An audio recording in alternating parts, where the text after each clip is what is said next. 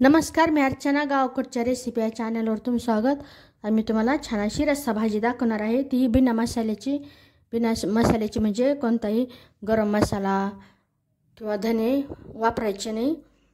फक्त लाल तिखटात ही भाजी बनवायची. सुक्या लाल मिरच्या दळून आणलेल्या त्या तिखटामध्ये भाजी बनवायची. आणि एकदम टेस्टी अशी, मसाल्याची गरज नाही. आणि साहित्य पण एकदम मोजकं असं, जास्त वाटण घाटण नाही, काही नाही. तर पूर्ण व्हिडिओ रेसिपीला सुरुवात करूया. इथे मी वांगी घेतलेली आहेत आणि हिरवे शेंगातले मटार घेतलेले. वांगे आत्ताच कट करायचे नाही, पूर्ण भाजीची तयारी झाल्यानंतर मग कट करून पाण्यात टाकायचे. अद्रक, कोथिंबीर, लसूण फक्त याचं वाटण बनवून घ्यायचं.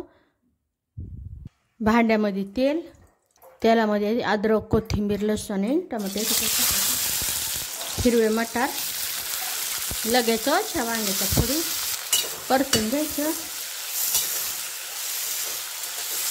हळद टाकायची, लाल मिरचीची पूड व्यवस्थित असं मिक्स करून घ्यायचं. जास्त परतायचं नाही, थोडंसं परतून घ्यायचं. यामध्ये भाजलेले शेंगदाण्याचं कूट, शेंगदाणे व्यवस्थित भाजून बारीक असा कूट बनवलेला. रस्सा भाजी म्हणून बारीक असा कूट बनवायचा. चवीनुसार मीठ तो मिक्स करून घ्यायचं. जेवढा रस्सा पाहिजे त्यानुसार पाणी टाकायचं. तर इथं वांग्याच्या फोडी केल्यामुळं वांगे शिजायला वेळ लागत नाही आणि हिरवे मटारे शिजायला वेळ लागत नाही, त्यामुळे प्रमाणातच पाणी टाकायचं. तर इथं जरी पातळ वाटत असेल पण शिजल्यानंतर थोडा दाटसरपणा येतो. आणि भाकरीसोबत जर खायचं असेल तर एकदम दाटसर नाही बनवायचं, थोडंसं पातळसर बनवायचं. आणि भातासोबतही खायला छान. आणि चपातीसोबत जर खायचं असेल तर मग थोडंसं दाटसर बनवायचं. तर गॅसच्याच वाढवायचे. आता इथं उकळी आलेली. आता गॅसच्याची एकदम मंद करायची.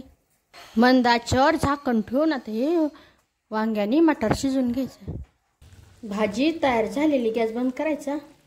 यावर बारीक कट केली कोथिंबीर. छान अशी रस्सा भाजी तयार झालेली.